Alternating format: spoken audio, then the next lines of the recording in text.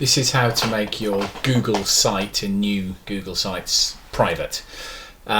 So this is important, especially if you've got any personal information on there, and that would include things like your email address, copies of your CV, emails you've sent to other people. We could actually genuinely get in trouble for data protection, so you do need to secure your sites.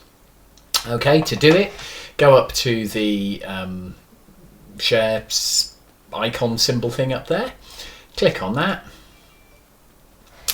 and you'll see at the moment it's probably just got you on it, and you need to go down here where it says links. Links vary, so change those. The draft is restricted, but it's published to the public, so you need to change that, and you need to make it restricted. Okay, now only people added can open with this link. That's good.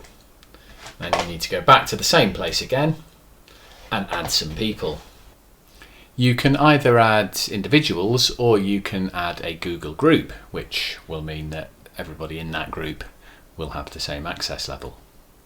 And once you've done that and press return, it will add them. You don't need to notify this group.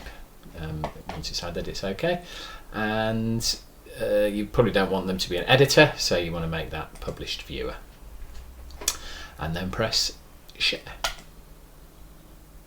That should be it. I might just go back in to be paranoid and double check. So now you can see yourself, you can see that group, you can see that it's a published viewer, and you can see that the links are restricted. Only people who have been added can open it. So that's all good.